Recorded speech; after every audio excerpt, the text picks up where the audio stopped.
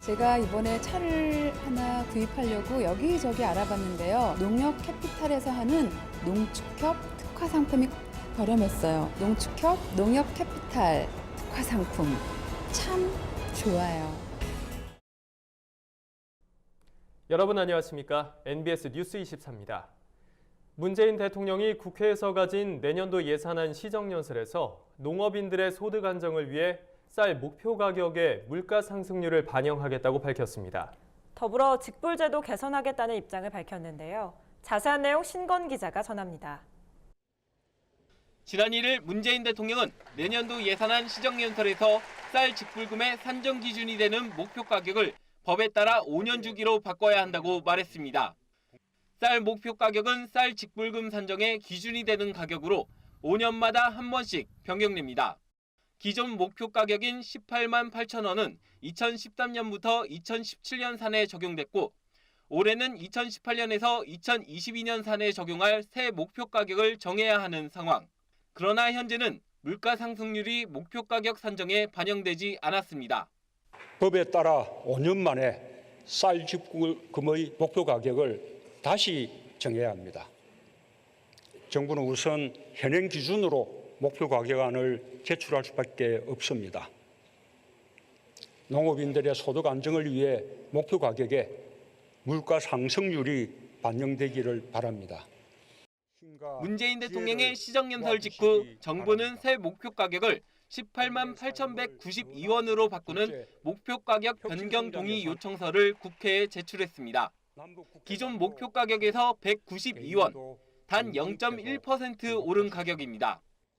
이에 대해 농림축산식품부는 새 목표 가격의 물가 상승률을 반영할 계획이지만 이를 위한 법률 개정이 완료되지 않았다며 우선 현행 법률에 따라 산정한 가격을 제출한 것이라고 설명했습니다. 물가 상승률을 반영한 목표 가격은 19만 4천 원이라고 밝혔습니다. 한편 문 대통령은 쌀 목표 가격 재설정과 함께 직불제도 개선하겠다는 입장입니다. 쌀 직불제를 그대로 놔둔 채 목표 가격만 인상하면 변동 직불금이 크게 늘면서 지급 한도를 초과하고 쌀 수급도 더욱 악화될 수 있다는 이유에서입니다. 정부는 그와 함께 공익형으로 직불제를 개편해 나가겠습니다. 적정한 수준의 목표 가격이 설정되도록 협력해 주실 것을 요청합니다. 현재 농장당국은 쌀 공급 과잉 개선과 중소농가에 대한 소득 보전 강화, 환경 보전 의무 강화를 뼈대로 한 직불제 개편안을 마련 중입니다. 올해 개편 방향이 확정되면 2019년 법령 개정을 거쳐 2020년부터 새 직불제를 시행할 예정입니다. 이 밖에도 이번 시정연설을 통해 함께 잘 살자는 메시지를 강조한 문재인 대통령은 불평등을 해소하고 소득 격차를 줄이기 위한 방안을 마련할 것을 강조했습니다.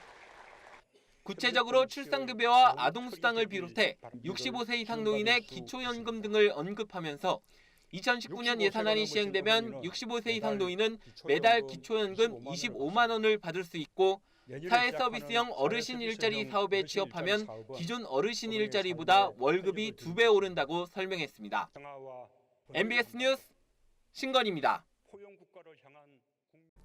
문재인 대통령의 시정연설에서도 알 수 있듯이 현 정부가 역점을 두고 추진하는 농정개혁 과제는 직불제 개편입니다. 대통령 직속 정책기획위원회는 기존의 농업 직접 직불제, 즉 직불제의 성격과 기능을 수정한 농업 기여 직불제로 재편할 것을 제안했습니다. 최다혜 기자의 보도입니다. 현행 쌀 직불금의 경우 대부분 면적 중심으로 지급되고 있습니다. 때문에 중소영세농에 돌아가는 금액은 상대적으로 적을 수밖에 없는 상황. 실제 지난해 1헥타르 미만의 중소영세농은 1인당 평균 42만 원의 직불금을 받은 데 비해 5헥타르 이상의 대농은 1인당 평균 약 900만 원을 수령했습니다. 그런데다 직불금의 대부분이 쌀에 쏠려 있고 공익적 직불제 예산 비중은 3.5%로 워낙 미미해 직불제에 대한 사회적 지지도 약화되고 있다는 평가를 받아왔습니다. 때문에 현재 시행 중인 농업 직접 지불제를 전면적으로 개편해야 한다는 주장이 끊임없이 제기되어 왔는데요. 이 가운데 최근 정책위 산하 농정개혁 태스크포스는 이런 문제점을 해결하기 위해서는 직불제 성격을 농가 소득 보전에서 농업 활동의 공익적 기능에 대한 보상으로 전환해야 한다고 주장했습니다. 그러면서 직불제 명칭도 농업 기여 지불제로 바꾸자고 제안했는데요. 농업의 공익적 기능을 부각한 용어입니다. 또한 8개로 나뉜 현행 직불제를 2개로 단순화하는 구체적인 방안도 내놨습니다. 품목 중심의 쌀 고정 직불제와 쌀 변동 직불제, 밭 고정 직불제를 농정 직불제나 지속 가능 직불제란 이름의 기본 직불제로 합치고 친환경 직불제와 경관 보전 직불제, 조건 분리 지역 직불제는 가산형 직불제로 통합할 것을 제시했습니다. 환경이나 생태, 경관 보정에 나서는 농가들에게 직불금을 얹혀주자는 의미입니다. 이 밖에도 농정개혁 태스크포스는 직불제 예산 규모를 2019년 2조 2천억 원에서 매년 1조 원씩 늘려 2022년에는 전체 농업 예산의 30% 수준인 5조 2천억 원으로 늘려야 한다고 말했습니다. MBS 뉴스 최다희입니다. 네, 8종류이던 직불제가 2종류로 단순화된다는 소식 보셨습니다. 그럼 취재기자와 함께 자세한 내용 알아보겠습니다. 최다희 기자, 먼저 직불제 개편안에 대해서 간단하게 설명 좀 해주시죠. 네, 농정개혁 태스크포스가 내놓은 개편안의 핵심은 원래 8종류로 나뉘었던 직불제를 기본형, 가산형 2종류로 통폐합하는 겁니다. 8종을 2종으로 줄이자는 거군요. 좀 더 자세히 설명해 주시죠.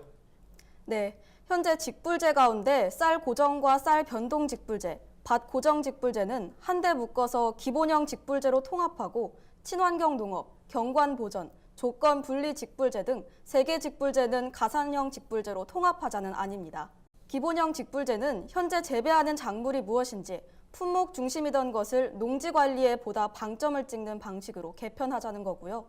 가산형 직불제는 농가들이 환경 생태 경관에 기여하는 만큼 직불금을 더 얹어주자는 의미입니다. 다른 정책 분야와 중복되는 경영 이양 직불제나 2025년 끝나는 FTA 피해 보전 직불제는 직불제의 정책 범위에서 제외하자고 TF는 제안했습니다. 네, 개편의 폭이 아주 넓은 건데요. 그런데 현행 직불제에는 어떤 문제가 있다고 본 건가요? 네, 일단 농업 예산에서 직불제의 비중이 적은 데다 직불금 대부분이 쌀에 쏠려 있는 게 문제라고 봤습니다. 네. 쌀에 편중되게 지원하기 때문에 자원 배분이 왜곡되고 8개나 되는 직불제 간의 연계성도 떨어진다는 설명입니다. 또 공익적 목적의 직불 예산 비중도 3.5%로 미미해서 직불제에 대한 사회적 지지까지 약해지고 있는 상황이라고 TF는 지적했습니다. 그렇군요. 네, 쌀 직불금과 밭 직불금의 격차를 줄이자는 거군요. 명칭 변경도 추진 중이라고요? 네, TF는 직불제의 공익적 기능을 강조해서 농업 직접 지불제가 아닌 농업 기여 지불제로 바꾸자고 제안했습니다. 국민들의 동의를 얻으려면 직불금이 농업의 사회적 기여에 대한 반대 급부라는 점, 농민의 생태 환경 보전 의무 이행을 전제로 지불된다는 점을 보다 명확히 할 필요가 있다는 겁니다. 네, 알겠습니다. 그런데 이런 변경 제안은 어떤 곳에서 나온 건가요? 네, 대통령 직속 정책기획위원회 산하에 있는 농정개혁 태스크포스가 내놓은 겁니다. 이 농정개혁 TF는 지난 5월 농식품 장관 공석이 길어지면서 꾸려졌는데요. 정책위 위원과 외부 농업 전문가, 농촌 활동가들 10명으로 구성됐습니다. TF는 5개월 동안의 활동 결과를 정리해서 지난달 30일 문재인 정부의 농정개혁 방향과 실천 전략 세미나를 열고 이 같은 내용을 발표했습니다. 네, 그렇군요. 그렇다면 완전히 확정된 내용으로 발표된 건 아니고 앞으로 이런 방향으로 개편이 추진될 거라고 이해하면 되겠군요. 최다희 기자, 오늘 설명 잘 들었습니다. 정부가 오는 11월 말부터 가금 이력제 시범 사업을 추진한다고 밝혔습니다. 유통 과정을 투명하게 공개하고 사고 시 회수를 용이하게 하려는 건데요. 막상 업계는 비용 부담만 늘어난다며 부정적인 입장을 내놨습니다. 오주석 기자가 취재했습니다. 농림축산식품부는 오는 11월 20일부터 1년간 가금 이력제 시범 사업을 추진한다고 밝혔습니다. 가금 이력제는 닭과 오리고기, 달걀을 사육부터 판매까지 모든 정보를 기록하고 문제가 생겼을 때에는 유통을 차단한 뒤 신속하게 회수하는 제도로 국가 차원에서 가금 이력제를 추진하는 건 전 세계적으로 우리나라가 처음입니다. 정부는 올 4월부터 현장 조사를 거쳐 전체 농장의 67%인 7,408개 농장에 식별번호를 부여하고 다금 이력제 점당 직원을 확충하는 등 시범사업 추진에 박차를 가하고 있습니다. 다금 이력제가 시행되면 생산 이력과 연계된 12자리의 식별번호를 포장지에 표시하게 되고 유통업체 간 거래 정보도 의무적으로 신고하게 됩니다. 사업 시행 기간인 축산물 품질평가원은 다금육 사고 발생 시 추적 및 회수를 용이하게 해 소비자 신뢰를 높일 수 있는 기반이 마련될 것이라고 밝혔습니다. 그러나 가금업체 입장은 다릅니다. 비용 부담과 책임만 강화될 뿐 이력제 시행으로 나아질 게 없다는 겁니다.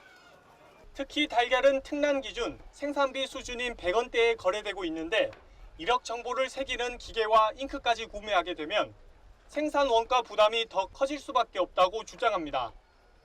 또 올 초부터 생산자 고유 번호와 사육 환경 번호가 표시되고 있는데 이력 정보까지 새기게 되면 달걀을 구매하는 소비자들이 혼란을 겪을 수 있다고 말합니다.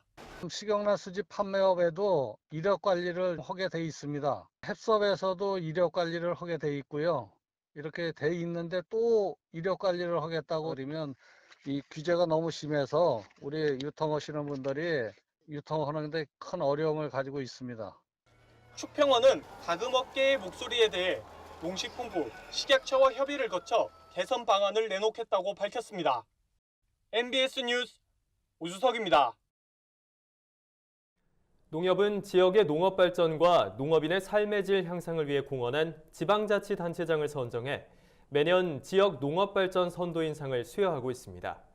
올해도 농업과 농촌에 대한 남다른 열정으로 적극적인 농정을 펼친 7명의 지자체장이 수상을 했는데요.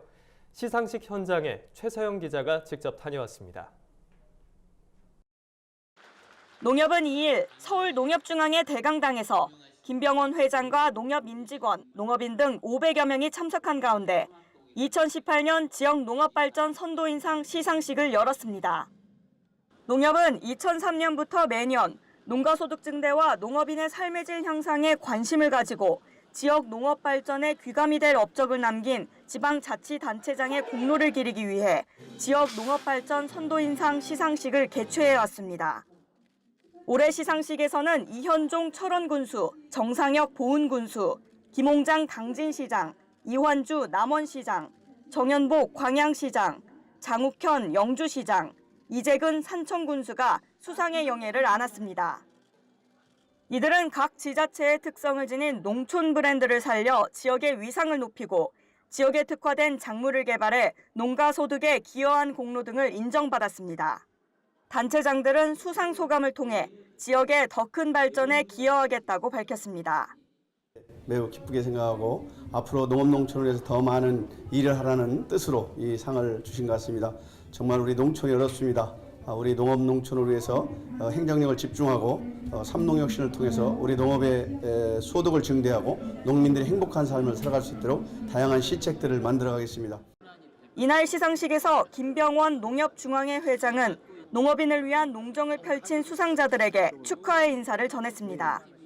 정말 획기적이고 그리고 놀랄만한 농업 정책을 만들어서 농민들의 소득을 올리시는데 남다른 열정을 보이고 있는 시장 군수님들을 볼 수가 있는데요. 농촌 발전에 큰 이바지를 하시는 훌륭하신 우리 7분의 시장 군수님들을 모시게 됐습니다. 2018 지역 농업 발전 선도인상은 정부가 지역 균형 발전을 강조하고 있는 만큼 그 어느 때보다 뜻깊은 자리가 됐습니다. MBS 뉴스 최서영입니다.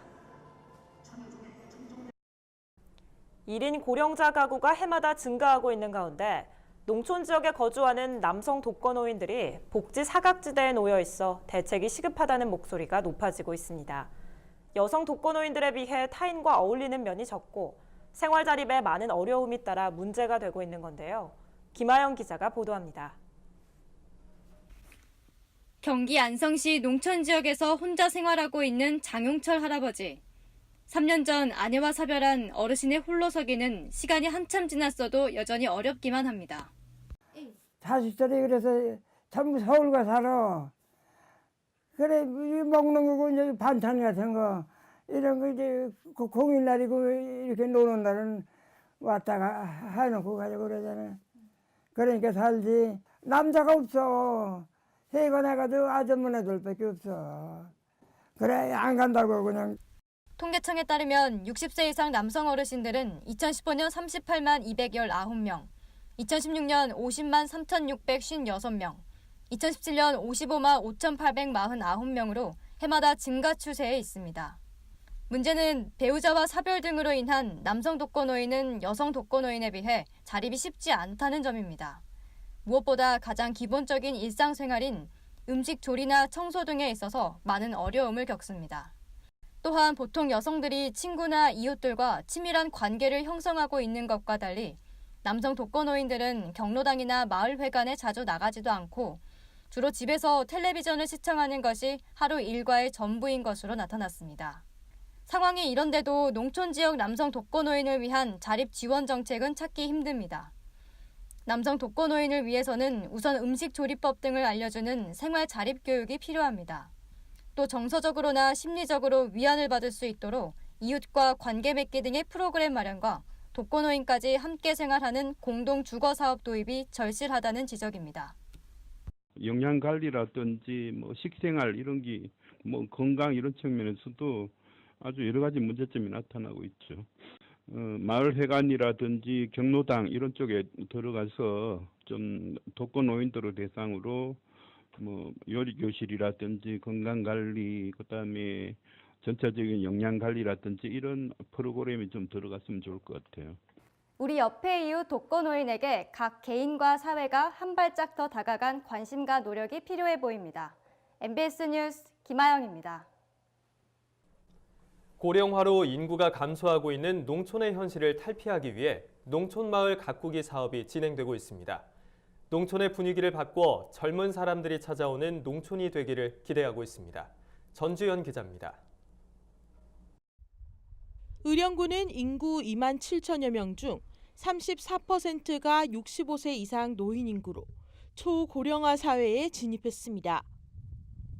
인구 소멸 지역으로 꼽힐 정도로 고령화는 심각한 문제로 대두되고 있습니다. 이 같은 상황은 비단 의령군에만 국한되지 않습니다. 전국적으로 농촌 인구의 10명 중 4명이 노인으로 고령화는 심각한 수준입니다. 안전하고 살기 좋은 곳, 또 다시 찾고 싶은 농촌을 만들기 위해 새로운 변화를 시도하고 있습니다. 참가자들이 분주한 손길로 움직입니다. 미리 그려놓은 스케치에 색을 채우며 한 마리의 나비를 완성합니다. 꽃과 나비, 잠자리가 그려지며 지저분하기만 했던 담벼락에는 벽화가 그려집니다. 썰렁하기만 했던 마을이 입구부터 달라졌습니다. 우리 마을 힘 갖고는 도저히 안 됩니다.